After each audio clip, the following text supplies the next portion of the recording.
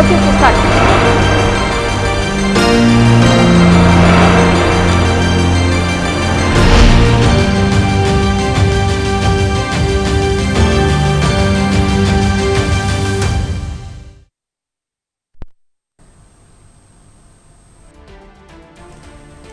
జరుగుతున్నది caste war కాదు class war. వైసీపీకి ఓటు వేసి గెలిపించాలన్న జగన్.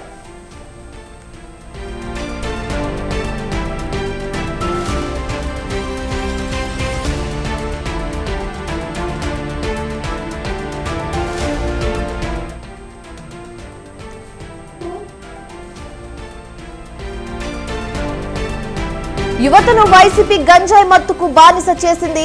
రాష్ట్ర భవిష్యత్తుకు ఈ ఎన్నికలు ఎంతో కీలకమన్న పవన్.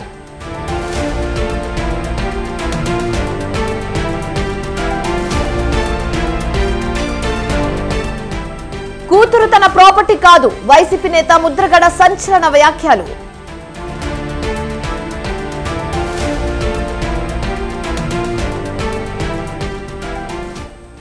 తెలంగాణ కాంగ్రెస్ మేనిఫెస్టో విడుదల. 5 న్యాయాలు ప్రత్యేక మేనిఫెస్టో పేరుతో విడుదల.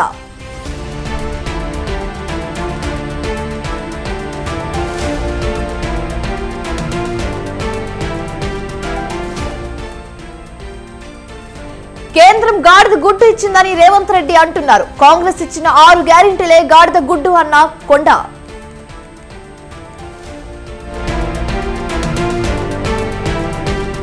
తెలంగాణకు క్యూ కడుతున్న అగ్రనేతలు. బీజేపీ కాంగ్రెస్ అగ్రనేతల ప్రచారంతో హోరు.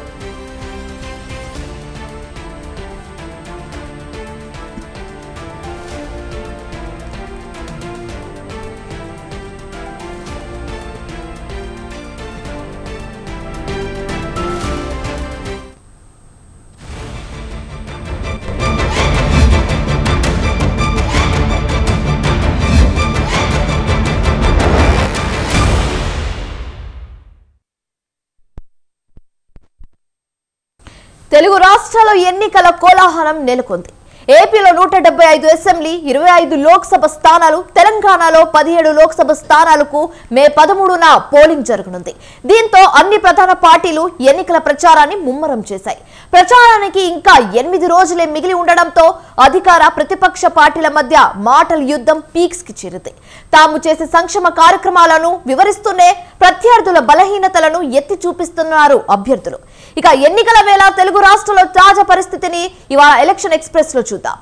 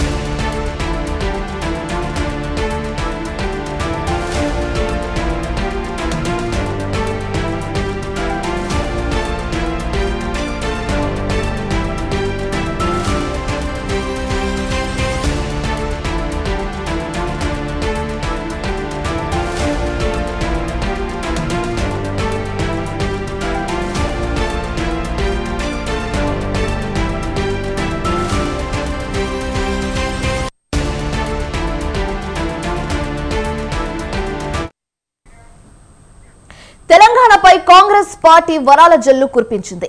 కేంద్రంలో తాము అధికారంలోకి వస్తే అమలు చేసే హామీలను ప్రజలకు వివరిస్తూ ప్రత్యేక మేనిఫెస్టోను విడుదల చేసింది.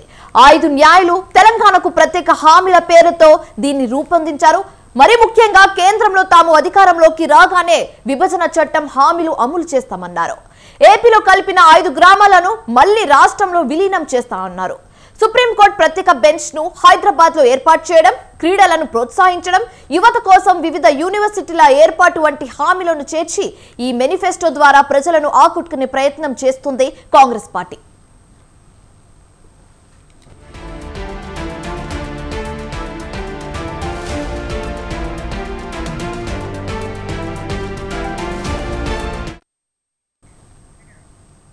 ఇక ఇదే అంశానికి సంబంధించి మరింత తాజా సమాచారం మా ప్రతినిధి రాజు గాంధీ భవన్ నుంచి లైవ్ ద్వారా అందిస్తారు.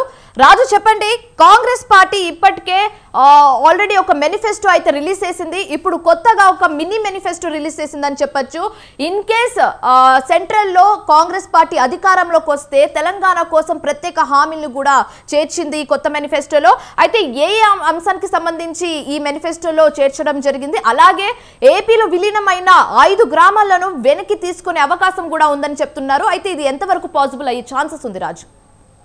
Right Shivani, Congress party parliament ఎన్నికల్లో వ్యూహాత్మకంగా అడుగులు వేస్తూ ఉంది. ప్రత్యేకంగా తెలంగాణ మీద ఏఐసిసి చాలా హోప్స్ పెట్టుకుంది. అదేవిధంగా ఫోకస్ కూడా తెలంగాణ మీద పెట్టిందని చెప్పుకోవాలి. ముఖ్యంగా ఇప్పటికే ఏఐసిసి 5 న్యాయ 25 గ్యారంటీల పేరుతో దేశవ్యాప్తంగా మేనిఫెస్టోను విడుదల చేసింది. అందులో రైతులకు, యువకులకు, శ్రామికులకు, మహిళలకు, యువతకు, వీరితో పాటుగానే కులగణన, సమాన న్యాయం పేరిట కూడా 5 న్యాయ 25 గ్యారంటీలను విడుదల చేసింది. ఇది దేశవ్యాప్తంగా అమలు కానుంది. పూర్తి స్థాయిలో అన్ని వర్గాల ప్రజలను కవర్ చేసే విధంగా కూడా ఏఐసిసి మేనిఫెస్టో విడుదల చేసింది.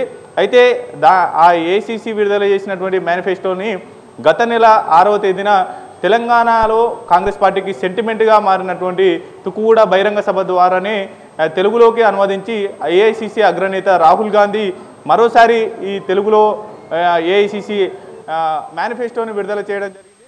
దాన్ని పెద్ద ఎత్తున కాంగ్రెస్ పార్టీ టేకప్ చేసింది ఆ ప్రోగ్రామ్. అయితే ఈ నేపథ్యంలోనే ఇంటింటికి ప్రచారం చేస్తూ ఉన్నారు కాంగ్రెస్ పార్టీ నేతలు. అభ్యర్థుల ప్రకటన అనంతరం కూడా పెద్ద ఎత్తున ఈ యొక్క 5 న్యాయ 25 గ్యారంటీలను గ్రామానికి తీసుకువెళ్లేటటువంటి కార్యక్రమాన్ని చేపడతా ఉన్నారు. ఈ నేపథ్యంలోనే కాంగ్రెస్ పార్టీ మరింత దూకుడు పెంచేందుకు కూడా తెలంగాణకు కాంగ్రెస్ పార్టీ కేంద్రంలో అధికారంలోకి వస్తే ఏమేం చేయనుంది, ఎటువంటి హామీలను అమలు చేయనుంది, దీంతో పాటు కానీ 10 ఏళ్ల పాటు కేంద్రంలో ఉన్నటువంటి బీజేపీ తెలంగాణ విభజన ఏపీ పునర్వ్యవస్థీకరణ చట్టం 2014 ప్రకారం తెలంగాణకు హక్కుగా రావాల్సినటువంటి బయ్యారం ఉక్కు ఫ్యాక్టరీ, కాజుపేట కోచ్ ఫ్యాక్టరీ, అలాగే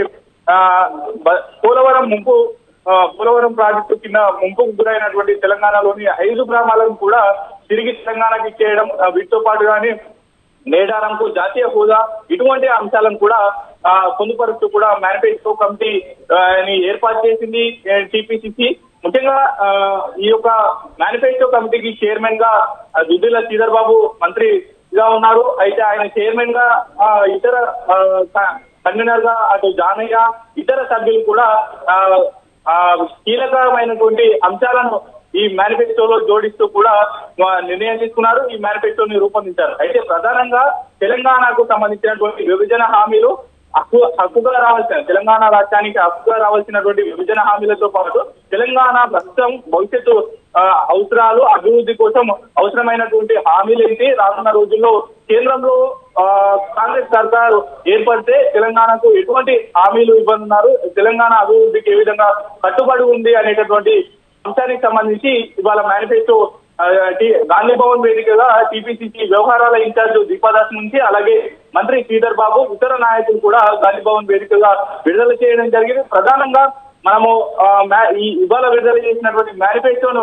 పరిశీలిస్తే 23 అంశాలతో ఈ యొక్క మేనిఫెస్టోను రూపొందించారు. తెలంగాణకు కాంగ్రెస్ పార్టీ ఏమేం చేయబోతా ఉంది, కేంద్రంలో అధికారంలోకి వస్తే 10 ఏళ్ల పాటు తెలంగాణకు హక్కుగా రావాల్సినటువంటి ప్రాజెక్టులు రాలేదు, తెలంగాణకు ఇస్తామన్నటువంటి ఐటీఐఆర్ ను కూడా ఇతర రాష్ట్రాలకు తరలించారు అనేటటువంటి విమర్శలు చేస్తున్నటువంటి కాంగ్రెస్ పార్టీ ఇప్పుడు ఏం చేయబోతుంది అనేటటువంటి అంశానికి సంబంధించి ఇవాళ మేనిఫెస్టో విడుదల చేశారు.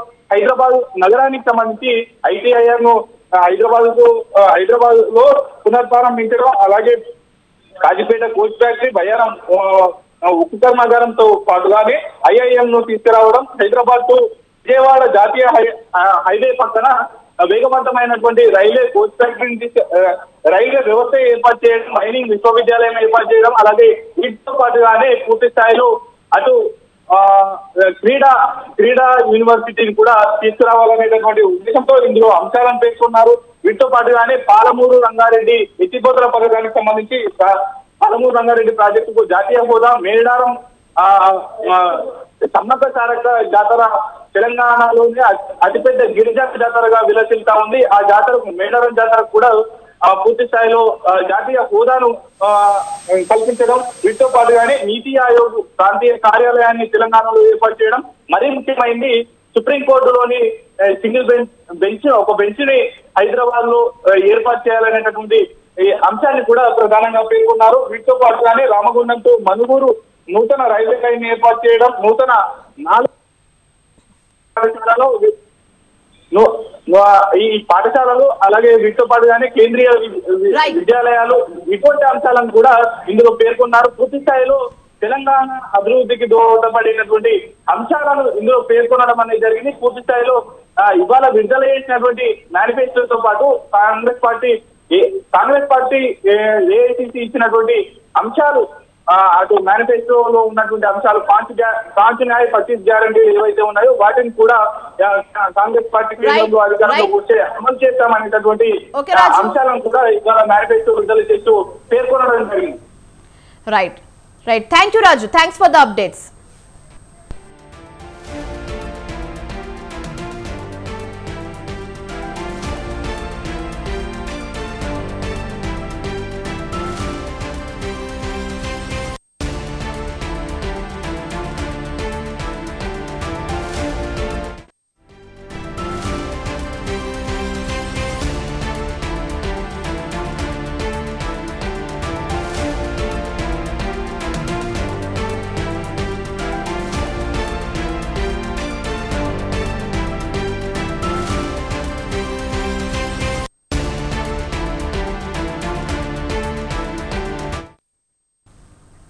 దేశంలో ఎన్నికల ప్రచారం పీక్స్ కి చేరింది.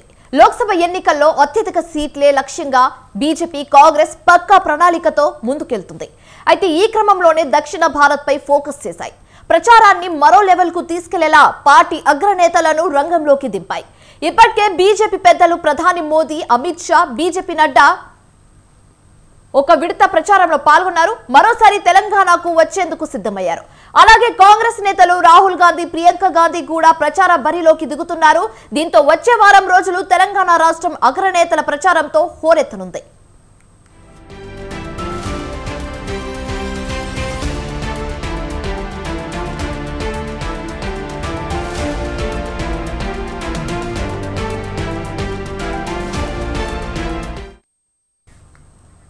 రైట్. ఇక ఇదే అంశానికి సంబంధించి మరింత తాజా సమాచారం మా ప్రతినిధి శ్రీనివాస్ లైవ్ ద్వారా అందిస్తారు. శ్రీనివాస్, చెప్పండి, తెలంగాణకు అగ్రనేతలు క్యూ కడుతున్నారు. అటు బీజేపీ కానివచ్చు, ఇటు కాంగ్రెస్ కానివచ్చు, రెండు పార్టీలు కూడా చాలా గట్టిగా ప్రయత్నిస్తుంది తెలంగాణ మీద, సౌత్ మరీ ప్రత్యేకంగా సౌత్ మీద వాళ్ళ ఎఫెక్ట్ చూపించడానికి. అయితే ఏ రోజు ఏ పార్టీ ఎక్కడెక్కడ ప్రచారం సభలు నిర్వహిస్తుంది? శివాని, దక్షిణ భారతదేశం పైన బీజేపీ ప్రత్యేక దృష్టి సారించిందని చెప్పవచ్చు. ముఖ్యంగా తెలంగాణలో ఈసారి పార్లమెంటు స్థానాలలో అత్యధికంగా గెలవాలనేటువంటి లక్ష్యంతోనే బీజేపీ వ్యూహాత్మకంగా అడుగులు వేస్తుంది. ముఖ్యంగా పార్లమెంటు ఎన్నికలు సమీపిస్తున్న సమయంలోనే జాతీయ నేతలు, తెలంగాణ నేతలకు ప్రత్యేకమైనటువంటి కార్యాచరణను రూపొందించింది. అందులో భాగంగానే ముఖ్య నేతలందరూ ప్రత్యేకమైనటువంటి సమావేశాలు ఏర్పాటు చేశారు. ముఖ్యంగా ఎన్నికల షెడ్యూల్ రాకముందు నుండే జాతీయ నేతలు, కేంద్ర మంత్రులు తెలంగాణలో పర్యటించి ఇటు బీజేపీ పార్టీ పటిష్టత కోసం, కార్యకర్తలను ఉత్సవపరచడం కోసం ప్రత్యేకమైనటువంటి కార్యాచరణ రూపొందించి ప్రచార కార్యక్రమాలు నిర్వహించారు. అనేక కార్యక్రమాలు, ముఖ్యంగా స్ట్రీటు కార్నర్ మీటింగ్స్, అదేవిధంగా బైక్ ర్యాలీలు, పదాధికారుల సమావేశాలు, బూత్ స్థాయి కమిటీ సమావేశాలు నిర్వహించడంతో పాటు జిల్లా, మండల స్థాయి సమావేశాలను నిర్వహించారు. అదేవిధంగా ముఖ్యంగా కేంద్ర హోం మంత్రి అమిత్ షా ప్రత్యేకమైనటువంటి కార్యాచరణను రూపొందించి ఇక్కడ జిల్లా, మండల స్థాయి, జాతీయ స్థాయి నాయకులతో ప్రత్యేకమైనటువంటి సమావేశాన్ని నిర్వహించి వాళ్ళకు ఒక కార్యాచరణను రూపొందించి ముఖ్యంగా ప్రతి బూత్లో 370 అదనపు ఓట్లను సాధించాలన్నటువంటి లక్ష్యంతో ఒక కార్యాచరణ రూపొందించి వాళ్ళకి ఇచ్చారు. వ్యూహాత్మకంగా బీజేపీ అడుగులు వేస్తుంది. అయితే ఎన్నికల షెడ్యూల్ ప్రకటించగానే ఇటు కేంద్ర మంత్రులు, జాతీయ నేతలు తెలంగాణలో క్యూ కడుతూ ప్రచారాన్ని నిర్వహిస్తున్నారు. ఈ నామినేషన్ల నుంచి మొదలుకొంటే ఇప్పటి వరకు కూడా ప్రధానమంత్రి నరేంద్ర మోడీ, కేంద్ర మంత్రి అమిత్ షా, అదేవిధంగా రాజ్నాథ్ సింగ్, నితిన్ గడ్కరీ, ముఖ్య నాయకులందరూ అనురాగ్ సింగ్ ఠాకూర్ లాంటి నేతలందరూ వచ్చి తెలంగాణలో పర్యటించి బీజేపీ అభ్యర్థుల గెలుపు కోసం కృషి చేస్తున్నారని చెప్పవచ్చు. ముఖ్యంగా నామినేషన్ల ఘట్టంలో వాళ్ళు ప్రత్యేకమైనటువంటి సమావేశాలు నిర్వహించి నామినేషన్ కార్యక్రమం కార్యక్రమాల్లో కూడా అభ్యర్థితో పాటు కేంద్ర మంత్రులు జాతీయ నేతలు పాల్గొన్నారని చెప్పవచ్చు. ప్రధానంగా ఇటు కిషన్ రెడ్డి నామినేషన్ ఘట్టంలో కేంద్ర రక్షణ శాఖ మంత్రి పాల్గొన్నారు. అదేవిధంగా కేంద్ర మంత్రులతో పాటు జాతీయ నేతలు కూడా ఈ సమావేశాల్లో పాల్గొనడమే కాకుండా బీజేపీ అభ్యర్థుల గెలుపు కోసం పనిచేస్తున్నారని చెప్పవచ్చు. ఇటు ప్రధానమంత్రి ఎన్నికల షెడ్యూల్ కంటే ముందే మల్కాజ్గిరి పార్లమెంటులో రోడ్ షో నిర్వహించి అక్కడ అభ్యర్థి ఈటల రాజేందర్ గెలుపు కోసం కృషి చేశారు. అదేవిధంగా రాజ్నాథ్ సింగ్ కిషన్ రెడ్డి నామినేషన్ ఘట్టంలో పాల్గొని రోడ్ షోలో పాల్గొన్నారు. అదేవిధంగా మిగతా బీజేపీ కేంద్ర ప్రాంతాల ఉన్నటువంటి అక్కడి నుండి కూడా జాతీయ నేతలు పాల్గొన్నారు. జాతీయ అధ్యక్షుడు జేపీ నడ్డా కూడా ఇటు ఖమ్మము అదేవిధంగా కొత్తగూడెము మహబూబాబాద్లో పర్యటించడమే కాకుండా మల్కాజ్గిరిలో కూడా ప్రత్యేకమైనటువంటి సమావేశాలు నిర్వహించారు. ఈ మధ్యనే అమిత్ షా ఇటు సిద్దిపేటలో భారీ స్థాయిలో సమావేశం బహిరంగ సభ నిర్వహించి అక్కడ అభ్యర్థి రఘునందన్ రావు గెలుపు కోసం పార్టీ కార్యకర్తలను ఇటు ప్రజలను పెద్ద ఎత్తున సమీకరించి పార్టీ కార్యక్రమాలు నిర్వహించారు. అదేవిధంగా ప్రధానమంత్రి నరేంద్ర మోడీ కూడా పెద్ద ఎత్తున ప్రచార కార్యక్రమంలో పాల్గొనడానికి మరో కార్యాచరణను కూడా రూపొందిస్తున్నాడు. 7, 8, 9 ముఖ్యంగా ఈ 3 రోజులు తెలుగు రాష్ట్రాల్లో ప్రధానమంత్రి పర్యటనలు ఉన్నాయన్నటువంటి విషయాన్ని బీజేపీ నేతలు చెప్తున్నారు. అదేవిధంగా బీజేపీ ముఖ్యమంత్రులు కూడా ఇటు గోవా ముఖ్యమంత్రి అదేవిధంగా గుజరాత్ ముఖ్యమంత్రులు కూడా తెలంగాణలో పర్యటించి బీజేపీ అభ్యర్థుల గెలుపు కోసం కృషి చేస్తున్నారు. కింది స్థాయి కార్యకర్తలను ఉత్సాహపరుస్తూ ప్రజలను తమ వైపు తిప్పుకోవడానికి బీజేపీ వ్యూహాత్మకంగా అడుగులు వేస్తుందని చెప్పవచ్చు.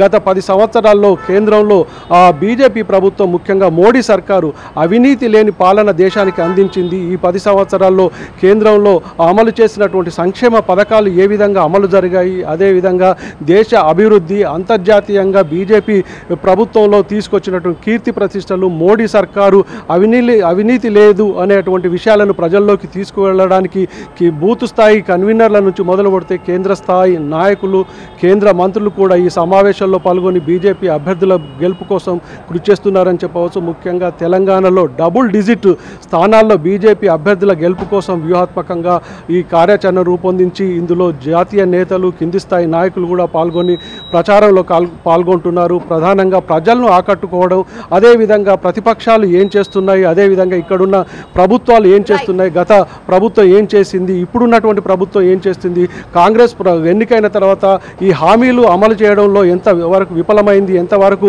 ప్రజలకు మేలు చేసింది అన్నటువంటి విషయాలను ప్రజల్లోకి తీసుకుపోవడంతో పాటు ఇటు కేంద్ర మంత్రులు అదేవిధంగా జాతీయ నేతలు ఇటు ప్రతిపక్షాలను తిప్పికొట్టడమే కాకుండా వాళ్ళ ప్రజా వ్యతిరేక విధానాలు ఎక్కడెక్కడ అవలంబించారు, అదేవిధంగా గత బీఆర్ఎస్ ప్రభుత్వం చేపట్టినటువంటి అవినీతి కుటుంబ పాలనపైన విమర్శలు చేయడంతో పాటు ఇప్పుడున్నటువంటి కాంగ్రెస్ ప్రభుత్వం పైన కూడా విమర్శలు చేస్తూ ప్రజల్లోకి దూసుకుపోతున్నారు. ప్రధానంగా కేంద్ర మంత్రులు ఇటు 2 పార్టీలను ఇటు బీఆర్ఎస్ పార్టీని ఇటు కాంగ్రెస్ పార్టీలను టార్గెట్ చేస్తూ విమర్శలు చేస్తున్నారు.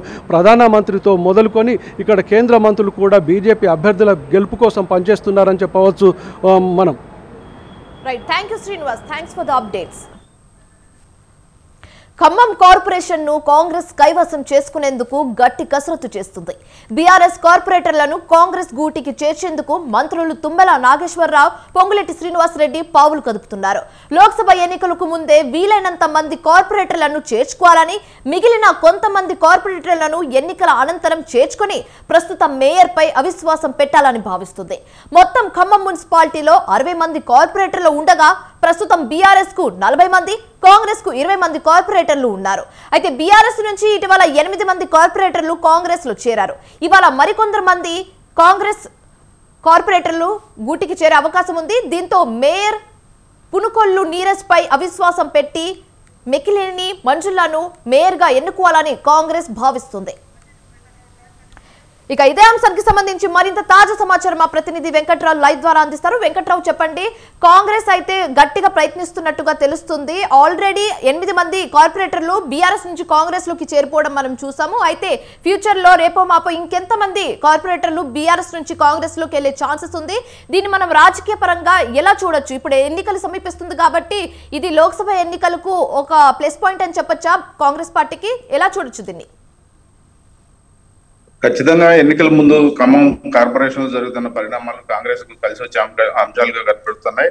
అయితే అసెంబ్లీ ఎన్నికల ఫలితాల అనంతరం కూడా పలువురు కార్పొరేటర్లు కాంగ్రెస్ లో చేరేందుకు ప్రయత్నించారు. అయితే ఇందులో కొంతమంది కార్పొరేటర్లు చేర్చుకున్నప్పటికీ మిగిలిన కార్పొరేటర్లు చేర్చుకునేందుకు ఇంతకుముందు ఉన్న గతంలో ఉన్నటువంటి కాంగ్రెస్ నాయకులు కూడా అభ్యంతరం వ్యక్తం చేసిన నేపథ్యంలో కొంత తాత్కాలికంగా చేరికలు ఆగిపోయినప్పటికీ కొంతమంది కార్పొరేటర్లు అంటే అప్పుడు సామరస్యంగా ఉన్న వాళ్ళు కాంగ్రెస్ తోనే ఎటువంటి విభేదాలు లేకుండా నడుచుకున్నటువంటి కార్పొరేటర్లు చేర్చుకోవడానికి ఎటువంటి ఇబ్బంది లేదు, కానీ కాంగ్రెస్ కార్యకర్తలను ఇబ్బంది పెట్టినటువంటి కార్పొరేటర్లు చేర్చుకోవద్దని చెప్పేసి పాత కాంగ్రెస్ నాయకులందరూ కూడా పట్టుబట్టిన నేపథ్యంలో కొంత చేరికలకు బ్రేక్ పడింది. అయితే ఇటీవల కాలంలో నాయకులందరినీ కాంగ్రెస్ కు వచ్చే వాళ్ళందరినీ చేర్చుకోవాలని చెప్పేసి ఏఐసిసి తీసుకున్న నిర్ణయం మేరకు ఈ రోజు కాంగ్రెస్ లో చేరికలకి తెరలేపారు. దీంతో ప్రతి ఒక్కరు కూడా కాంగ్రెస్ లో చేరేందుకు సిద్ధమవుతున్నారు. అయితే ప్రస్తుతం గతంలో కాంగ్రెస్ బీఆర్ఎస్ పోటీ చేసినటువంటి కార్పొరేషన్ లో 60 సీట్లు ఉన్నటువంటి ఖమ్మం కార్పొరేషన్ లో 40 సీట్లు బీఆర్ఎస్ గెలుచుకోగా 20 సీట్లు మాత్రమే కాంగ్రెస్ గెలుచుకుంది. అయితే ఆ తర్వాత జరిగినటువంటి పరిణామాల నేపథ్యంలో 8 మంది కార్పొరేటర్లు కాంగ్రెస్ లో చేరారు. మరి కొంతమంది కార్పొరేటర్లు ఈ రోజు మరికొద్ది సేపట్లో కండువా కప్పుకున్నారు. దీంతో 1/3 మెజార్టీ పూర్తి స్థాయిలో కాంగ్రెస్ కు వచ్చే అవకాశం ఉన్న నేపథ్యంలో పార్లమెంట్ ఎన్నికల అనంతరం ఇప్పుడున్నటువంటి మేయర్ కొనుగోలు నీర్జా మీద అవిశ్వాస తీర్మానం పెట్టి ఆ తర్వాత కాంగ్రెస్ పార్టీ నుంచి కూడా మేయర్ ఎన్నిక చేయాలనుకుంది. ఈ మేయర్ లో కూడా కీలకంగా ఉన్నటువంటి మిక్కిలిని మంజులాని మేయర్ చేయాలనే ఆలోచనకు వచ్చినట్టు తెలుస్తుంది. దీనికోసం సంబంధించి మంత్రులు తుమ్మల నాగేశ్వరరావు, పొంగులేటి శ్రీనివాసరెడ్డి, అదేవిధంగా డిప్యూటీ సీఎం మల్లు భట్టి విక్రమార్క కూడా ఒక వ్యూహరచన చేస్తూ దీన్ని పకడ్బందీగా నడిపిస్తున్నారని ఈ రోజు కార్పొరేట్ల చేరిక మరికొద్ది సేపట్లో ఉంటున్నప్పటికీ కూడా ఎవరికి తెలియనికుండా రహస్యంగా ఉంచినటువంటి పరిస్థితి ఉంది. ఈ రోజు ఎంతమంది కార్పొరేట్లు చేరుతారనేది కూడా స్పష్టమైనటువంటి ఇది ఇవ్వట్లేదు. కొద్దిసేపట్లో జరిగేటువంటి కాంగ్రెస్ ఆఫీస్ లో జరిగే కార్యక్రమంలో ఈ చేరికలు ఉండే అవకాశం ఉంది. దీంతో పాటు అయితే పూర్తి స్థాయిలో మెజార్టీ రావాలంటే ఇంకొంతమంది కార్పొరేట్లు చేర్చుకునే అవకాశం ఉంది. కాబట్టి వీళ్ళందరినీ కూడా పార్లమెంట్ ఎన్నికల లోపు వచ్చిన వారిని చేర్చుకొని తర్వాత పార్లమెంట్ ఎన్నికలు అయిపోయిన తర్వాత మిగిలిన వారితో కూడా మంత్రాలు జరిపి మేయర్ మీద అవిశ్వాసం తీర్మానం పెట్టి కాంగ్రెస్ పార్టీ మేయర్ గా కైవసం చేసుకోవాలని చెప్పేసి కూడా ముగ్గురు మంత్రులు వ్యవహరించడం జరుగుతున్న పరిస్థితి ఇక్కడ ఖమ్మంలో కనిపిస్తా ఉంది. Right, thank you Venkatrao. AP ఎన్నికలకు పట్టుమని 10 రోజులు కూడా లేవు. ఎలాగైనా అధికారాన్ని నిలబెట్టుకోవాలని వైసీపీని గద్దెదించాలని కూటమి సయాసక్తులా కృషి చేస్తున్నాయి. మరోవైపు ఈ ఎన్నికల్లో ఎలాగైనా గెలిచి అసెంబ్లీలో అడుగుపెట్టాలని పద్దులతో ఉన్నారు జనసేనాని పవన్ కళ్యాణ్. దీంతో ఆయన పోటీకి దిగుతున్న పిఠాపురం పైనే అందరి దృష్టి పడింది. ఈసారి కూడా పవన్ కళ్యాణ్ ను ఓడించాలని సర్వశక్తులు ఓడుతున్నారు వైసీపీ అధినేత జగన్. అందుకోసం కాపు నేతగా పేరొందిన ముద్రగడను వైసీపీలో చేర్చుకున్నారు. వైసీపీ తరఫున బరిలో నిల్చున్న వంగ గీతను గెలిపించే బాధ్యతను ముద్రగడకు అప్పగించారు వైసీపీ పార్టీ. అయితే ప్రతిరోజు ఏదో ఒక దశలో పవన్ పై పనిగట్టుకుని మరీ ఆరోపణలు చేస్తున్నారు ముద్రగడ. తాజాగా పిఠాపురం నుంచి పవన్ ను తరమేకపోతే తన పేరును ముద్రగడ పద్మనాభం రెడ్డిగా మార్చుకుంటానని అన్నారు. దీనిని ఆయన కూతురు క్రాంతి తప్పుపెట్టారు. వంగగీతను గెలిపించాలని అనుకోవడంలో తప్పు లేదని, కానీ పవన్ కళ్యాణ్ ఆయన అభిమానులను కించపరిచేలా మాట్లాడడం కరెక్ట్ కాదని అన్నారామె. కేవలం పవన్ ను తిట్టడానికే తన తండ్రిని జగన్ వాడుకుంటున్నారని కూడా చెప్పారు. దీనిపై ముద్రగడ కౌంటర్ ఇచ్చారు. ఏదేమైనా జగన్ ను వదిలేది లేదంటున్నారు. ప్రస్తుతం తండ్రి కూతుళ్ల మధ్య మాటల యుద్ధం రాజకీయ వర్గంలో చర్చకు దారితీస్తుంది. ఇక ఇదే అంశానికి సంబంధించి మరింత తాజా సమాచారం మా ప్రతినిధి నవీన్ రాజ్ లైవ్ ద్వారా అందిస్తారు. నవీన్ రాజ్, చెప్పండి. ఇప్పుడు ఏపీ ఎలక్షన్ డ్యూరేషన్ లో ఇప్పుడు పద్మనాభం ఆయన కూతురు క్రాంతి చేసిన కమెంట్స్ ఇప్పుడు హాట్ టాపిక్ గా మారిందని చెప్పొచ్చు. ఓ వైపు తండ్రి ఏమో వైసీపీకి సపోర్ట్ చేస్తూ జగన్ ఎలాగైనా పవన్ కళ్యాణ్ ని గద్దెదించాలి, పవన్ కళ్యాణ్ గెలవకుండా చూడాలనేసి ముద్రగడ చూస్తుంటే, మరోవైపు ఆయన సొంత కూతురు క్రాంతి చేసిన స్టేట్మెంట్ ఇప్పుడు హాట్ టాపిక్ గా మారిందని చెప్పొచ్చు. దీన్ని రాజకీయ పరంగా ఎలా చూడొచ్చు? కాకినాడ జిల్లాలో అయితే కనుక కాపు ఉద్యమ నేత ముద్రగడ పద్మనాభం, అలాగే ఆయన కూతురు అయితే కనుక క్రాంతి మధ్య అయితే పాటల యుద్ధం జరుగుతుంది. అయితే ఒక పక్క అయితే కనుక ముద్రగడ పద్మనాభం ఎట్టి పరిస్థితుల్లోనే పవన్ కళ్యాణ్ ఓడించాలి, అతను నిజ జీవితంలోనూ కూడా నటిస్తాడు, సినిమాల్లోనూ నటిస్తాడు కాబట్టి అతను ఓడించాలి. అదేవిధంగా చంద్రబాబు నాయుడు అయితే కనుక అతను ఇచ్చిన హామీని కూడా ఎట్టి పరిస్థితుల్లో నెరవేర్చడు, మేనిఫెస్టో ఇస్తాడు, తర్వాత మర్చిపోతాడు. ఇది ఎన్నికల వరకునే మేనిఫెస్టో ఉంటుంది. కాబట్టి అతన్ని వెనకేసుకొస్తున్న పవన్ కళ్యాణ్ ఓడించాలి, ఎట్టి పరిస్థితుల్లోనూ అతను గెలవనివ్వను, ఓడిపోతాడు, ఖాయంగా పిఠాపురంలో అయితే ఓడిపోతాడు, అతన్ని ఓడిస్తాను, ఇటు పరిస్థితుల్లో అతను ఓడిపోకపోతే నేను ఆ ముద్రగడ పద్మనాభం రెడ్డి అని పేరు మార్చుకుంటా అని చెప్పేసి అయితే ఆయన కొన్ని రోజుల క్రితం అయితే ఆయన ఈ వ్యాఖ్యలు అయితే చేశారు. దీనికి సంబంధించి ముద్రగడ పద్మనాభం కూతురు ఎవరైతే క్రాంతి అయితే పిఠాపురం నుంచి ఒక ట్విట్టర్ వేదికగా ఆమె అయితే కనుక ఒక వ్యాఖ్యలు అయితే వివాదాస్పదమైన వ్యాఖ్యలు అయితే చేశారు. సంచలనమైన ఈ వ్యాఖ్యలు చేయడంతో ఇటు కాపు నేతల్లోనూ అలాగే వైసీపీ వర్గాల్లోనూ కూడా ఆలస్యం అయితే రేకిస్తుందని చెప్పొచ్చు. ఎందుకంటే ముద్రగడ పద్మనాభంకి సంబంధించి ఇప్పటి వరకు ఆయన కుటుంబం నుంచి కూడా ఎవరు కూడా ఆయన మాట ధిక్కరించే పరిస్థితి అయితే లేదు. ముద్రగడ పద్మనాభం ఏం చెబితే అది తూచా తప్పకుండా ఆ కుటుంబం అయితే పాటించే పరిస్థితి, అటు భార్య కావచ్చు, కొడుకు కావచ్చు, కూతురు కావచ్చు, చివరికి ఆయనకు సంబంధించిన కోడలు కావచ్చు, అందరూ కూడా ఆయన మాట వినాల్సిందే. ఎట్టి పరిస్థితుల్లో మొంకు పట్టు ఉన్న ముద్రగడ పద్మనాభంకి సంబంధించి ఆమె కూతురు ట్విట్టర్ వేదికగా కూడా ఒక వ్యాఖ్యలు అయితే చేసింది. ఎట్టి పరిస్థితుల్లో అంటే ఈ జగన్ అయితే కనుక పవన్ కళ్యాణ్ ఓడించేందుకు ఎన్ని కుయుక్తులు పన్నాలో అన్ని కుయుక్తులు పన్నుతుంది. అదే విధంగా ముద్రగడ పద్మనాభం చేసిన వ్యాఖ్యలు అయితే చాలా బాధాకరంగా ఉన్నాయి. ఇలాంటి సంచలనమైన ఛాలెంజ్ విసరడం ముద్రగడ పద్మనాభంకి తగదు అంటున్నట్టుగా అయితే ఆమె క్రాంతి అయితే ఒక సంచలనమైన విడుదలైతే ఇది ఒక ట్విట్టర్ వేదికగా ఒక వీడియోని అయితే విడుదల చేశారు. ఎట్టి పరిస్థితుల్లోని జగన్ ఈ ముద్రగడ పద్మనాభం అయితే వాడుకుంటున్నాడు. ఇటు పవన్ కళ్యాణ్ ఓడించడానికి ఆయన చేస్తున్న కుయుక్తులు అయితే కరెక్ట్ కాదు. ఎన్నికల వరకు ముద్రగడను వాడుకుంటారు, ఆ తర్వాత వదిలేసుకుంటారు. ఇటువంటి వంగ గీతను గెలిపించడానికి ఆయన కృషి చేయడంలో తప్పు లేదు. కానీ పవన్ కళ్యాణ్ విమర్శలు చేస్తున్న వ్యాఖ్యలు అయితే కనుక అటు జనసేన నేతల్లో గాని, జనసేన కార్యకర్తల్లో గాని, కాపు కార్యకర్తల్లో గాని అందరిలోనూ కూడా బాధాకరంగా ఆయన అయితే వ్యాఖ్యలు అయితే ఉన్నాయి. కాబట్టి ఎట్టి పరిస్థితుల్లోనూ ఆయన్ని నేను వ్యతిరేకిస్తున్నాను, ఇది సరైనది కాదు, అవసరమైతే నేను పవన్ కళ్యాణ్ ని గెలిపించడానికి నేను కృషి చేస్తానని చెప్తున్న పరిస్థితి అయితే ఉంది. Right, thank you Naveen Raj. ఏపీలో ఎన్నికలు సమీపిస్తున్న వేళ పెన్షన్ల పంపిణీపై దుమారం రేగుతుంది. అధికార ప్రతిపక్ష పార్టీలు పరస్పర ఆరోపణలు చేసుకుంటున్నాయి.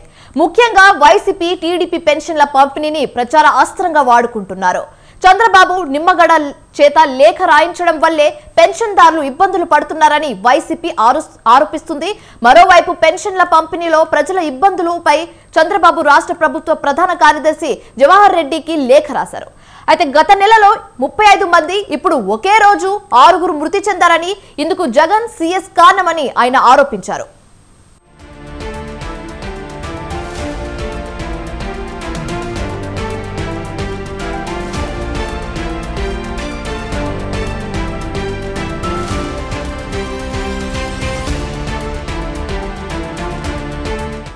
ఇక పెన్షన్ టెన్షన్ కు సంబంధించి మరిన్ని అప్డేట్స్ మా ప్రతినిధి రమేష్ అందిస్తారు. రమేష్, చెప్పండి. ఏపీ పాలిటిక్స్ లో ఒక కొత్త ట్విస్ట్ చూస్తున్నాము. ఒకవైపేమో టీడీపీ కంప్లైంట్ ఇచ్చిందనేసి సరిగ్గా పెన్షన్ పంపిణీ చేయలేకపోతున్నామని వైసీపీ అంటుంది. ఇంకోవైపేమో అసలు వైసీపీ ప్రభుత్వం సరిగ్గా పెన్షన్లు ఇవ్వలేకపోతుందని టీడీపీ చెప్పడం జరుగుతుంది. అయితే మొత్తంగా చూసుకుంటే పెన్షన్ విషయాన్ని, పెన్షన్ అంశంని వీళ్ళు ఒక అస్త్రంగా వాడుకుంటున్నారని మాత్రం కనిపిస్తుంది. అయితే దీన్ని రాజకీయ పరంగా ఎలా చూడొచ్చు రమేష్? మీ వద్ద ఉన్న పూర్తి సమాచారం ఏ విధంగా ఉన్నాయి? ప్రధానంగా ఏపీలో ఎన్నికలు జరుగుతున్నటువంటి వేళ వృద్ధాప్య పెన్షన్లకు సంబంధించి కావచ్చు, సామాజిక పెన్షన్ల పంపిణీకి సంబంధించి అధికార వైఎస్ఆర్ కాంగ్రెస్ పార్టీ, ప్రతిపక్ష తెలుగుదేశం కూటమి మధ్య విమర్శలు, ప్రతి విమర్శలు కొనసాగుతూ ఉన్నాయి. ప్రధానంగా గతంలో అంటే వైఎస్ఆర్ కాంగ్రెస్ పార్టీ అధికారంలోకి వచ్చిన తర్వాత ఈ పెన్షన్లన్నింటినీ కూడా వాలంటీర్ల ద్వారా ప్రతి ఇంటికి 1వ తేదీ నుంచి 3వ తేదీ వరకు పంపిణీ చేసేది గతంలో ప్రభుత్వం. అయితే ఈ వాలంటీర్లను పెన్షన్ పంపిణీలో పాల్గొనడానికి అవకాశం కల్పించవద్దంటూ టీడీపీకి సంబంధించిన నేతలు కావచ్చు, అదేవిధంగా ఇతర పార్టీల నేతలు ఎన్నికల సంఘాన్ని కోరడం జరిగింది. వాలంటీర్లు ఇంటికి నేరుగా తీసుకువెళ్లి పెన్షన్ల పంపిణీ చేయడం ద్వారా ఓటర్లను ప్రభావితం చేసే అవకాశం ఉంది. కాబట్టి దీనికి సంబంధించి చర్యలు తీసుకోవాలని ఎన్నికల సంఘానికి ఫిర్యాదులు వెళ్ళాయి. దీంతో ఎన్నికల సంఘం కూడా ఈ ఫిర్యాదులను పరిగణలోకి తీసుకొని పెన్షన్ల పంపిణీ ఏదైతే ఉందో దీని నుంచి వాలంటీర్లను తప్పించడం జరిగింది. అదే సమయంలో పెన్షన్ల పంపిణీకి సంబంధించి రాష్ట్ర ఎన్నికల సంఘం కూడా కొన్ని మార్గదర్శకాలను జారీ చేయడం జరిగింది. ప్రధానంగా ఎవరైతే నడవలేని వాళ్ళు ఉంటారో, వికలాంగులు ఉంటారో, మంచానికి పరిమితమైన వాళ్ళు ఉంటారో వీళ్ళందరికీ నేరుగా పెన్షన్లు ఇంటికి తీసుకువెళ్లి ఇవ్వాలని చెప్పడం జరిగింది. మిగిలినటువంటి వారికి కూడా పెన్షన్ అందించే కార్యక్రమాన్ని చేపట్టాలని చెప్పినటువంటి పరిస్థితి కూడా ఉంది. అయితే గత నెలలో ఈ పెన్షన్ల పంపిణీ అనేది సచివాలయాల ద్వారా జరిగింది. సచివాలయాలకు ఈ పెన్షన్ కి అర్హులు ఎవరైతే ఉన్నారో వారందరూ కూడా సచివాలయాలకు వచ్చి పెన్షన్ తీసుకెళ్లే ఏర్పాట్లు చేశారు. అయితే ఈ సందర్భంగా గత నెల నుండి దాదాపు 34 మంది వరకు మరణించినటువంటి పరిస్థితి కూడా ఉంది. రాష్ట్రంలో ఎండలు ఎక్కువగా ఉండటం వల్ల వృద్ధులు పెన్షన్లు తీసుకోవడానికి వచ్చి అస్వస్థతకు గురై చనిపోయినటువంటి పరిస్థితి ఉంది. దీంతో మళ్ళీ ప్రతిపక్షాలు ఎన్నికల సంఘాన్ని ఆశ్రయించడం జరిగింది. పెన్షన్లు తీసుకోవడానికి వృద్ధులు కావచ్చు, అర్హులైన వాళ్ళు ఎవరైతే ఉన్నారో వాళ్ళందరూ సచివాలయాలకు రాకుండా నేరుగా పెన్షన్లను ఈ అర్హుల ఇళ్లకే పంపించాలి, ఈ విధంగా ఆదేశాలు ఇవ్వాలంటూ కూడా రాష్ట్ర ప్రభుత్వాన్ని ఆదేశించాలంటూ రాష్ట్ర ఎన్నికల సంఘానికి ఫిర్యాదు చేసినటువంటి పరిస్థితి. దీంతో రాష్ట్ర ఎన్నికల సంఘం మరోసారి ఆదేశాలు ఇచ్చింది. ఎవరైతే పెన్షన్ లబ్ధిదారులు ఉన్నారో వారికి డైరెక్ట్ గా బ్యాంకు ఖాతాలు ఉన్న వాళ్ళకి బ్యాంకు ఖాతాల్లో నగదు జమ చేయడం ఒకటి. రెండవది పెన్షన్లు తీసుకునే వారిలో కూడా ఎవరైతే అస్వస్థతకు అంటే అనారోగ్యానికి గురైన వాళ్ళు ఉన్నారో, అదేవిధంగా వీల్ చైర్ కు పరిమితమైన వాళ్ళు ఉన్నారు, మంచానికే పరిమితమైనటువంటి వాళ్ళు ఉన్నారు, వారికి నేరుగా పెన్షన్లు మాత్రం ప్రభుత్వ అధికారులు నేరుగా ఇంటికి తీసుకెళ్లి ఇవ్వాలని ఆదేశాలు ఇవ్వడం జరిగింది. దీంతో మొన్న 1వ తేదీ నుంచి ప్రారంభమైనటువంటి పెన్షన్ల పంపిణీ అనేది కొంతమందికి నేరుగా అధికారులు అందిస్తున్న పరిస్థితి, మిగిలిన వాళ్ళకి బ్యాంకు ఖాతాల్లో జమ చేస్తున్నటువంటి పరిస్థితి. అయితే ఇప్పుడు పెన్షన్లు నేరుగా తీసుకొని వాళ్ళు ఎవరైతే ఉన్నారో వాళ్ళకి బ్యాంకుల్లో జమ చేశారు. ఆ బ్యాంకుల్లో డబ్బులు తీసుకోవడానికి కూడా మరోసారి ఈ వృద్ధులు కావచ్చు, వికలాంగులు కావచ్చు, వీళ్ళందరూ కూడా బ్యాంకుల చుట్టూ తిరగాల్సినటువంటి పరిస్థితి వచ్చింది. బ్యాంకుల చుట్టూ తిరుగుతున్నటువంటి సందర్భంలోనే నిన్ననే ఎండవేడికి తట్టుకోలేక 1-2 వ్యక్తులు మరణించినటువంటి పరిస్థితి. ఈ రోజు కూడా కొంతమంది అస్వస్థతకు గురై మరణించినటువంటి పరిస్థితి కూడా ఉంది. ఈ నేపథ్యంలో టీడీపీ అధినేత చంద్రబాబు నాయుడు మరోసారి రాష్ట్ర ఎన్నికల సంఘానికి ఫిర్యాదు చేశారు. ఏదైతే రాష్ట్ర ఎన్నికల సంఘం పెన్షన్ల అర్హులు ఎవరైతే ఉన్నారో వారందరికీ నేరుగా పెన్షన్లు పంపిణీ చేయాలని ఆదేశించినప్పటికీ కూడా రాష్ట్ర ప్రభుత్వం బ్యాంకు ఖాతాల్లో డబ్బులు జమ చేయడం వల్ల ఈ బ్యాంకుల దగ్గరికి వెళ్లి పెన్షన్లు తీసుకునే విషయంలో కొంత ఇబ్బందులు పడుతూ ఉన్నారు. కాబట్టి వారికి నేరుగా పెన్షన్ను అందించే కార్యక్రమాన్ని చేపట్టాలని మరోసారి కోరడం జరిగింది. అదే సందర్భంలో రాష్ట్రంలో ప్రస్తుతం జరుగుతున్నటువంటి పరిణామాలు ఏవైతే ఉన్నాయో దీనికి ప్రధానంగా అధికార వైఎస్ఆర్ కాంగ్రెస్ పార్టీ వైఖరే కారణమని టీడీపీ ఆరోపిస్తుంది. కొంతమంది అధికారులు కూడా ప్రభుత్వానికి సపోర్ట్ చేస్తూ ఉన్నారు. పెన్షన్లను నేరుగా ప్రజల ఇంటికి తీసుకువెళ్లి అందించే అవకాశం ఉన్నప్పటికీ కూడా ఆ విధంగా చేయకుండా ఇటు వృద్ధులను, అదేవిధంగా ఎవరైతే వికలాంగులు ఉన్నారో వీరందరినీ కూడా ఇబ్బంది పెట్టే ప్రయత్నం చేస్తూ ఉన్నారని తెలుగుదేశం పార్టీ ఆరోపిస్తుంది. అయితే దీనికి కౌంటర్ గా వైఎస్ఆర్ కాంగ్రెస్ పార్టీ కూడా గట్టిగా కౌంటర్ ఇచ్చే ప్రయత్నం చేస్తుంది. ఎందుకంటే అసలు పెన్షన్ల పంపిణీని ఈ ఏదైతే నేరుగా ఇంటికి తీసుకెళ్లి వాలంటీర్ల ద్వారా పంపిణీ చేయించినప్పుడు ఎలాంటి సమస్యలు ఏవి ఉత్పన్నం కాలేదు. కానీ తెలుగుదేశం పార్టీ ఈ వాలంటీర్లను పెన్షన్ పంపిణీ కార్యక్రమానికి దూరం చేయడం వల్ల ఇప్పుడు వృద్ధులు కావచ్చు, అదేవిధంగా ఇతర పెన్షన్ అర్హులు ఎవరైతే ఉన్నారో వారందరూ కూడా ఇబ్బంది పడుతున్నటువంటి పరిస్థితి. కాబట్టి దీని అందరికీ తెలుగుదేశం పార్టీ, అదేవిధంగా తెలుగుదేశం పార్టీకి సపోర్ట్ చేసినటువంటి కొందరు వ్యక్తులు కారణమని ప్రధానంగా అధికార వైఎస్ఆర్ కాంగ్రెస్ పార్టీ ఆరోపిస్తుంది. ఇప్పుడు మే 13వ తేదీన ఎన్నికలు జరుగుతున్నటువంటి నేపథ్యంలో ఈ పెన్షన్ల అంశాన్ని 2 పార్టీలు కూడా రాజకీయంగా వాడుకునే ప్రయత్నం చేస్తూ ఉన్నాయి. ప్రస్తుత పరిస్థితికి వైఎస్ఆర్ కాంగ్రెస్ పార్టీ కారణమంటూ టీడీపీ ఆరోపిస్తూ ఉంటే టీడీపీనే కారణమంటూ అధికార వైఎస్ఆర్ కాంగ్రెస్ పార్టీ కూడా ఆరోపణలు చేస్తున్నటువంటి పరిస్థితి ఉంది. Right, thank you Ramesh, thanks for the updates.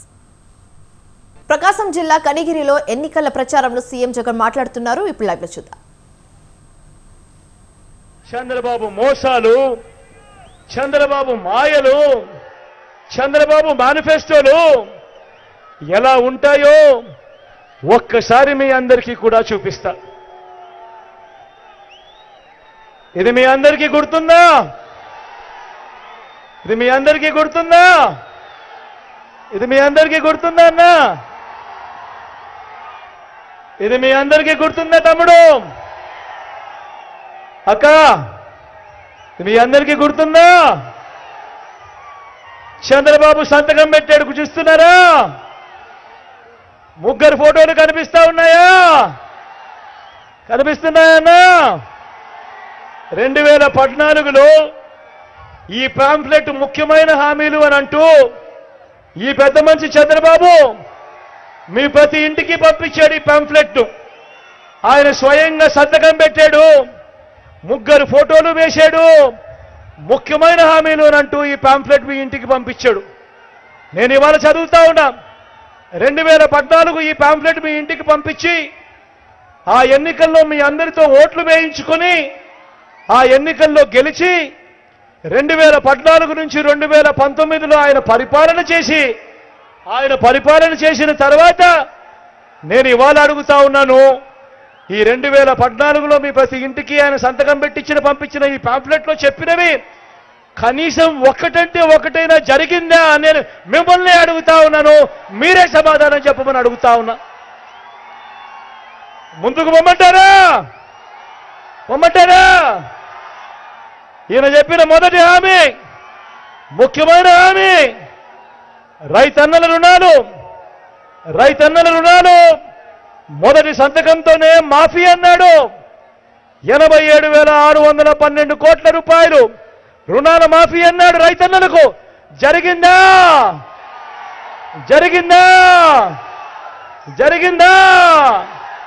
రెండు చేతుల పైకి ఎత్తారు.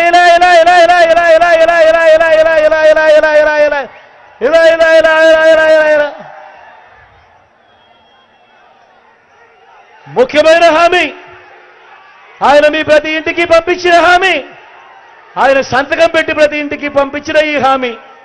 ఇందులో రెండోది పొదుపు సంఘాల రుణాలు పూర్తిగా మాఫీ చేస్తాము అని చెప్పాడు. నేను అడుగుతా ఉన్నాను, 14,205 కోట్ల రూపాయలు పొదుపు సంఘాల రుణాలు కనీసం ₹1 అయినా మాఫీ చేశాడా అని అడుగుతా ఉన్నాడు మీ బిడ్డ. జరిగిందా?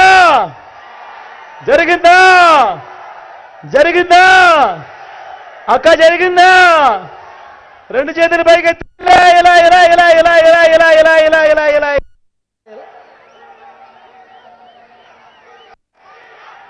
మరో ముఖ్యమైన హామీ, మూడో ముఖ్యమైన హామీ ఈ పెద్ద మనిషి చంద్రబాబు నాయుడు చేసింది. ఆడబిడ్డ పుడితే మహాలక్ష్మి పథకం కింద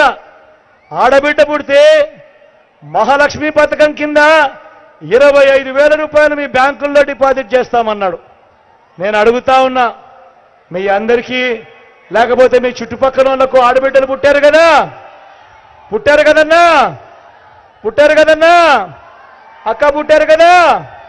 నేను అడుగుతా ఉన్నా, చెల్లి పుట్టారు కదా, మీ వాళ్ళల్లో ఎవరికైనా కూడా చంద్రబాబు ₹1 అయినా డిపాజిట్ చేశాడా అని అడుగుతా ఉన్నాడు మీ బిడ్డ. రెండు చేతుల పైకి ఎత్తారు.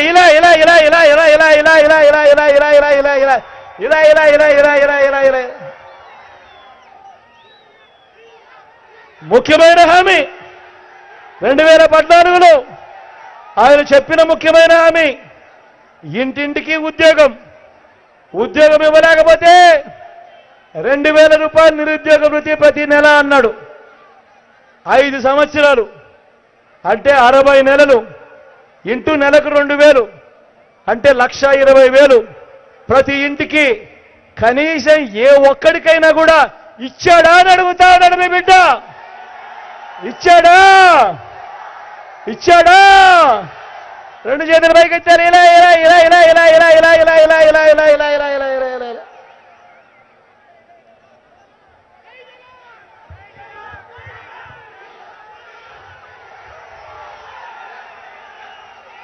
అర్హులైన వాళ్ళందరికీ 3 సెంట్ల స్థలం, 3 సెంట్ల స్థలం కట్టుకునేందుకు పక్కా ఇల్లు. నేను అడుగుతా ఉన్నా, ఇన్ని వేల మంది ఇక్కడ ఉన్నారు కదా, మీలో ఏ ఒక్కరికైనా చంద్రబాబు హయాంలో కనీసం 1 సెంటు స్థలమైనా కనీసం ఇచ్చాడా అని అడుగుతా ఉన్నాడు మీ బిడ్డ. ఏమన్నా ఇచ్చాడా?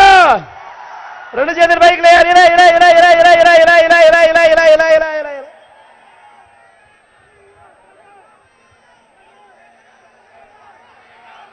10,000 కోట్లతో బీసీ సప్లాన్, చేనేత, పవర్ లూమ్స్ రుణాలు మాఫీ అన్నాడు. జరిగిందా?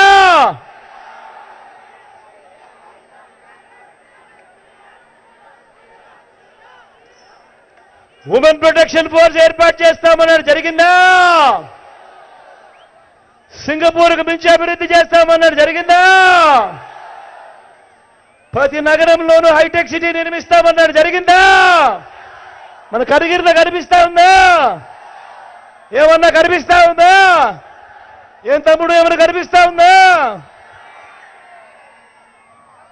మరి ఆలోచన చేయమని అడుగుతా ఉన్నా. మరి అందరూ ఆలోచన చేయమని కోరుతా ఉన్నా. ఇది చంద్రబాబు నాయుడు స్వయంగా సంతకం పెట్టి వీళ్ళ ముగ్గురి ఫోటోలతో 2014లో మీ ప్రతి ఇంటికి ముఖ్యమైన హామీలంటూ పంపించి మీ అందరితో ఓట్లు వేయించుకొని 2014 నుంచి 2019 దాకా ఆయన పరిపాలన చేసి ఆ తర్వాత నేను అడుగుతా ఉన్నా, ఇందులో చెప్పిన ఒక్కటంటే ఒక్క హామీ అయినా జరిగిందా అని అడుగుతా ఉన్నాడు మీ బిడ్డ. ఈసారి మాత్రం గట్టిగా అబ్బా 2 చేతులు పైకెత్తాలి.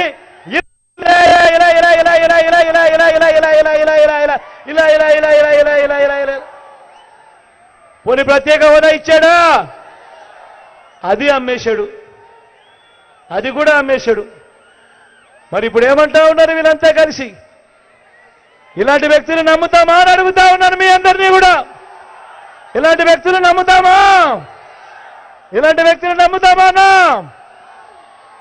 మళ్ళీ ఇప్పుడు ఏమంటా ఉన్నారు? ఇదే ముగ్గురు మళ్ళీ కలిసి వస్తా ఉన్నారు. ఏమంటా ఉన్నారు? సూపర్ 6 అంట, నమ్ముతారా? సూపర్ 7 అంట, నమ్ముతారా అన్నా? అక్క ఇంటింటికి పెంచుకారట, నమ్ముతారా? ఇంటింటికి కేజీ బంగారం అంట, నమ్ముతారా? ఆలోచన చేయమని అడుగుతా ఉన్నా. కొత్త కొత్త మోసాలతో, కొత్త కొత్త మేనిఫెస్టోతో, అబద్ధాలకు రెక్కలు కట్టి ప్రజల మనోభావాలతో ఎలా ఆడుకుంటా ఉన్నారో మీరే చూస్తా ఉన్నారు. నేను అందుకనే చెప్తా ఉన్నా, ఇలాంటి వాళ్ళను, ఇలాంటి మోసాలను, ఇలాంటి అబద్ధాలను, ఇలాంటి రాజకీయాలను, ఇలాంటి విలువలు, విశ్వసనీయత లేని ఇలాంటి మనుషులకు తగిన గుణపాఠం కూడా కోరుతా ఉన్నా. వాలంటీర్లు మళ్ళీ ఇంటికే రావాలన్నా, పేదవాడి భవిష్యత్ మారాలన్నా, పథకాలన్నీ కొనసాగాలన్నా, లంచాలు వివక్ష లేని పాలన జరగాలన్నా, మన బడులు, మన చదువులు, మన పిల్లలు ఇవన్నీ బాగుపడాలన్నా, మన హాస్పిటళ్ళు, మన వ్యవసాయము మెరుగుపడాలన్నా, ఇవన్నీ జరగాలంటే ఏం చేయాలి? ఇవన్నీ జరగాలంటే ఏం చేయాలి? ఇవన్నీ జరగాలంటే ఏం చేయాలి? 2 బటన్లు, 2 బటన్లు, 2 బటన్లు అన్నా, 2 బటన్లు తమ్ముడు, 2 బటన్లు అక్క, 2 బటన్లు చెల్లి. ఫ్యాన్ మీద నొక్కాలి. ఫ్యాన్ మీద నొక్కి 175కు 175 అసెంబ్లీ స్థానాలు, 25కి 25 ఎంపీ స్థానాలు, ఒక్కటి కూడా తగ్గేందుకు వీలే లేదు. సిద్ధమేనా?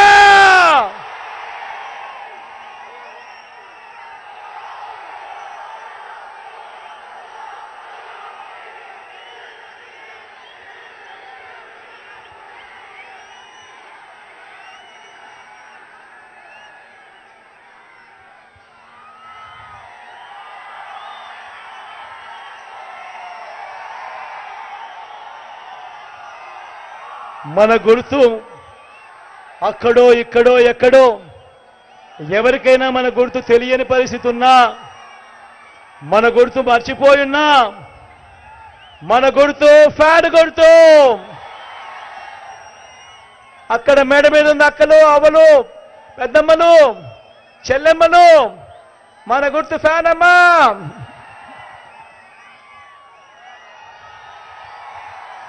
అక్క మన గుర్తు ఫ్యాను, పెద్దమ్మ మన గుర్తు ఫ్యాను, అన్న మన గుర్తు ఫ్యాను, తమ్ముడు మన గుర్తు ఫ్యాను, అన్న మన గుర్తు ఫ్యాను, తమ్ముడు మన గుర్తు ఫ్యాను, తాత మన గుర్తు ఫ్యాను. మంచి చేసిన ఈ ఫ్యాన్ ఎక్కడ ఉండాలి? మంచి చేసిన ఈ ఫ్యాన్ ఎక్కడ ఉండాలి? ఇంట్లోనే ఉండాలి. చెడు చేసిన సైకిల్ ఎక్కడ ఉండాలి? ఇంటి బయటే ఉండాలి. తాగేసిన టీ గ్లాస్ ఎక్కడ ఉండాలి? సింక్లోనే ఉండాలి.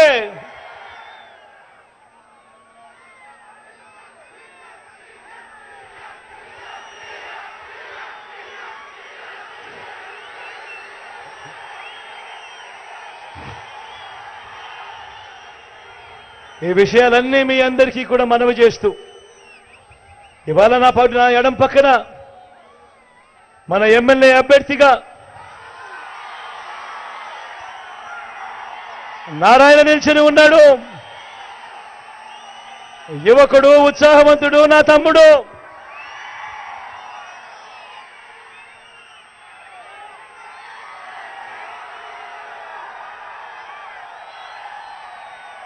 మంచి చేస్తాడన్న నమ్మకం, విశ్వాసం నాకున్నాయి. మీ చల్లని దీవెనలు, ఆశీస్సులు నారాయణపై ఉంచవలసిందిగా మీ బిడ్డ సవినయంగా 2 చేతులు జోడించి పేరు పేరున ప్రార్థిస్తా ఉన్నాడు.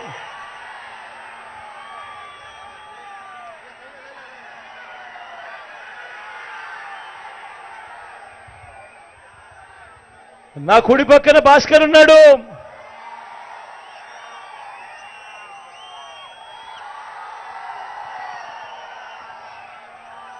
మీ ఎంపీ అభ్యర్థిగా నిలబడతా ఉన్నాడు.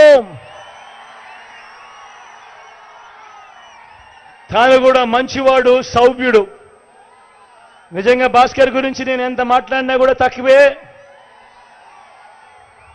తన మనసు నాకు బాగా తెలుసు. వెన్నలాంటి మనసు. మంచి చేస్తాడన్న సంపూర్ణ నమ్మకం, విశ్వాసం నాకున్నాయి. మీ చల్లని అనంతపురం జిల్లా గుంతకల్లో టీడీపీ కూటమి అభ్యర్థి గుమ్మనూరు జయరాం ఎన్నికల ప్రచారంలో జోరందుకున్నారు. నియోజకవర్గంలోని పలు గ్రామాల్లో తిరుగుతూ వారి సమస్యలను తెలుసుకుంటున్నారు. తమకు ప్రజలు బ్రహ్మరథం పడుతున్నారని తెలిపారు. రాష్ట్ర అభివృద్ధి కోసం టీడీపీకి ఓటేసి ఉమ్మడి అభ్యర్థులను గెలిపించాలని కోరారు. రానున్న ఎన్నికల్లో తమకు ఓటు వేసి గెలిపించాలని అంటున్న గుంతకల్ టీడీపీ అభ్యర్థి గుమ్మనూరు జయరాంతో మా ప్రతినిధి Jeevan Kumar face to face. Guntakal నియోజకవర్గానికి టీడీపీ కూటమి అభ్యర్థిగా మాజీ మంత్రి గుమ్మనూరు జయరాం గారిని టీడీపీ అధినేత చంద్రబాబు నాయుడు ప్రకటించినప్పటి నుంచి నియోజకవర్గంలో వాడవాడలా గ్రామాల్లో తిరుగుతూ ఆయన ప్రజా సమస్యల పరిష్కారమే ధ్యేయంగా ఆయన ప్రజలకు దూసుకెళ్తున్నటువంటి పరిస్థితి కొనసాగుతుంది. ప్రచార జోరు కూడా పెరిగినటువంటి పరిస్థితి గుంతకల్ నియోజకవర్గంలో టీడీపీ కూటమి అభ్యర్థి గుమ్మనూరు జయరాం గారు కొనసాగిస్తున్నారు. ప్రస్తుతం ఆయన మనతో ఉన్నారు. ప్రస్తుతం ఆయన ప్రచార జోరు ఎలా కొనసాగుతుంది, ప్రజలు ఎలా రిసీవ్ చేసుకుంటున్నారనే విషయంపై ఎంతో ప్రస్తావిద్దాం. సార్ చెప్పండి, మీరు టికెట్ ప్రకటించినప్పటి నుండి కూడా ప్రజలు విస్తృతంగా తిరుగుతున్నారు, వాళ్ళ సమస్యలు తెలుసుకుంటా ఉన్నారు. సో ఎలా ఉంది ప్రజల రిసీవ్ మిమ్మల్ని? దాదాపుగా 30 రోజులైంది గుంటకల్ నియోజకవర్గానికి రావడం వల్ల. ఆ రోజు నుంచి ఈ రోజు వరకు కూడా అన్ని గ్రామాల్లో, అన్ని మండలాల నుంచి కూడా పెద్ద ఎత్తున వైఎస్ఆర్ కాంగ్రెస్ పార్టీ నుంచి కూడా వలసలు రావడం జరిగింది. ఏ ఊరికి పోయినా కూడా బ్రహ్మరథం పడుతున్నారు. ఎందుకంటే ముందుగానే ఈ గుంటకల్ నియోజకవర్గం తెలుగుదేశంకి చాలా బలమైన నాయకులు ఉన్నారు, కార్యకర్తలు కూడా. కాబట్టి వాళ్ళకి ఏమంటే కొన్ని రోజులు ఈ వైఎస్ఆర్ కాంగ్రెస్ పార్టీ ఉన్న ఎమ్మెల్యే నుంచి ఇబ్బందులు కలిగిన దాని వల్ల తటస్థంగా ఉండడం జరిగింది. అది ఏదో నేను అనుకోకున్నట్ల దేవుడి దయ వల్ల నేను మరీ గుంటకల్ నియోజకవర్గం రావడం, గుమ్మనూరు జయరాం వస్తాడనే దీంట్లోనే ప్రజలందరూ కూడా ఎక్కడ చూసిన ప్రతి పల్లెలో కూడా మాకు బాగుంటుంది అనే భావంతో ఈరోజు బ్రహ్మరథం పడుతున్నారని పల్లె అని చెప్పొచ్చు.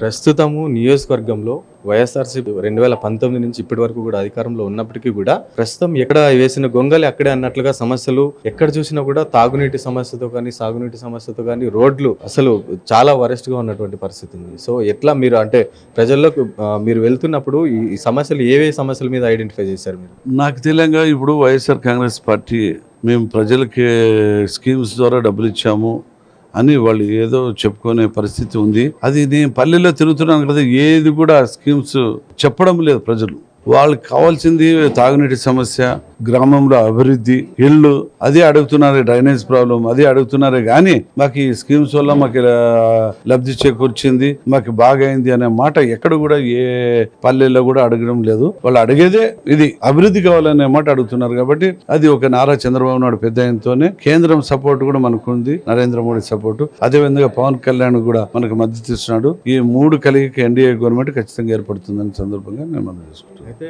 టికెట్ ప్రకటించడాన్ని ఇక్కడున్న కొంతమంది నేతలు అప్పట్లో వ్యతిరేకించినప్పటికీ మళ్ళీ మీతో జతకట్టడం జరిగింది. అంత్యస్థాయిలో జితేంద్ర గౌడ్ కూడా వ్యతిరేకించడం జరిగింది, మళ్ళీ మీతో జతకట్టడం జరిగింది. మళ్ళీ ఇప్పుడు అంటే వచ్చినట్టు వచ్చి కొంచెం దూరం ఉంటున్నారు, సపోర్ట్ చేయడం లేదన్న వార్తలు బహిరంగంగా వినిపిస్తున్నాయి. సో ఎలా మీరు స్పందిస్తారు? అది ఇంత అబద్ధం అని చెప్పచ్చు. ఎందుకంటే కొంతమంది పాపము దాదాపుగా ఒక 10-20 సంవత్సరాల నుంచి పార్టీని ఉండి ఆ పార్టీ కష్టపడి పనిచేసిన వాళ్ళు ఉన్నారు. కాబట్టి కొన్ని రోజులు బాధ ఉండొచ్చు. తర్వాత వాళ్ళు ఏమంటే వాళ్ళు స్టార్టింగే వాళ్ళ స్థాపనే తెలుగుదేశం నుంచి స్టార్ట్ అయింది, కుటుంబాలే అలాంటి పరిస్థితి ఉంది. కాబట్టి కొన్ని రోజులు బాధ కలిగి మరి నాతో పాటు అందరూ కూడా అన్ని కులాలు, అన్ని మతస్థులు, అన్ని వర్గాల వాళ్ళు కూడా ఈరోజు నాతో పాటు లీడర్లు కూడా అందరూ బ్రహ్మరథం పడుతున్నారు. అదేవిధంగా ఈ రోజే మన శ్రీనాథ్ గౌడ్ అన్న వార్డులో 20 వార్డులో నా ప్రచారం చేసినాము. శ్రీనాథ్ గౌడ్ అన్నతో పాటు పవన్, అనిల్, మొత్తం ఆ కుటుంబ సభ్యులందరూ కూడా నాతో పాటు వాడు డోర్ టు డోర్ ఈరోజు ప్రచారం చేస్తూ సైకిల్కి 2 సైకిల్ గుర్తుకు ఓటేయండి అని చెప్పేసి అడగడం, ప్రజల్లో కూడా మంచి బ్రహ్మాండమైన స్పందన ఉంది. ఖచ్చితంగా వాళ్ళ గుంటకల్ సీటు మాత్రం బహుమానంగా ఇస్తామనేది సందర్భంగా నేను మనం చేసుకుంటాను. ఫైనల్ గా గుంతకల్ నియోజకవర్గ ప్రజలకు మీరు ఏం సందేశం ఇవ్వబోతున్నారు? గుంటకల్ నియోజకవర్గం అందరికి కూడా ఎస్సీ, ఎస్టీ, బీసీ, మైనారిటీలు, ఓసీలు అందరికి కూడా నేను ఒక సొంత కుటుంబ సభ్యుడిగా కొంత మాదిరి ఒక వాళ్ళతో ఎమ్మెల్యే అనే భావన కాకుండా ఏ సమస్య వచ్చినా కూడా వారు తీర్చేదానికి నేను సిద్ధంగా ఉన్నాను. ఏ వ్యక్తి వచ్చినా కూడా ఏమంటే 2 సార్లు నేను ఎమ్మెల్యే మంత్రి అయినాను కాబట్టి ఓర్పు, సహనం ఉంది నాకు. ప్రజల్ని ఎట్లా మమేకమై వాళ్ళ కష్ట సుఖాలు ఎట్లా తెలుసుకోవాలనే దానికి కూడా నేను అనుభవించాను. కాబట్టి నేను పల్లెటూరులో ఉన్నాను కాబట్టి ఆ బాధలు, పల్లెలో ఉన్న బాధలు నాకు అర్థమవుతుంది. కాబట్టి ఖచ్చితంగా వాళ్ళందరూ కూడా నేను రాబోయే రోజుల్లో మన ప్రభుత్వం వచ్చిన తర్వాత ప్రతి గడపకు, ప్రతి ఇంటికి, ప్రతి మన నియోజకవర్గం అందరూ కూడా ఒక సొంత కుటుంబ సభ్యులుగా పనిచేస్తానని చెప్పి ఈ సందర్భంగా మనం చేసుకుంటున్నాం. ఇది ప్రస్తుతం కూటమి అభ్యర్థిగా ఉన్నటువంటి గుంతకల్ నియోజకవర్గ కూటమి అభ్యర్థి గుమ్మనూరు జయరాం గారు నియోజకవర్గంలో ఉన్నటువంటి పరిస్థితులన్నీ కూడా తానే స్వయంగా చూశానని, సమస్యలు ఎక్కడికక్కడే ఎక్కడ వేసిన గొంగలు అక్కడే ఉన్నటువంటి పరిస్థితులు ఉన్నాయని, ప్రజలతో మమేకం అవుతున్నప్పుడు వారు సంక్షేమ పథకాల గురించి ఎక్కడ ప్రస్తావన తీసుకురావడం లేదని, సంక్షేమ పథకాలు వాళ్ళకి దరి చేరలేదని, ఈ ప్రభుత్వం ఏర్పడిన తర్వాత సంక్షేమ పథకాల విషయంలో అయితేనేమి, నియోజకవర్గ అభివృద్ధి విషయంలో అయితేనేమి ముందడుగు వేసి ప్రజలను అభివృద్ధి పథంలో నడిపిస్తూ నియోజకవర్గాన్ని మరింత అభివృద్ధి చేకూర్చడానికి నేను అవకాశం తీసుకుంటానని చెప్తున్నటువంటి పరిస్థితి ఉంది. కెమెరా పర్సన్ పరశురామ్తో జీవన్ కుమార్, స్వతంత్ర టీవీ, గుంతకల్ నుంచి. రైట్, ఇవి ఇప్పుడు వరకు updates. For more updates keep watching స్వతంత్ర.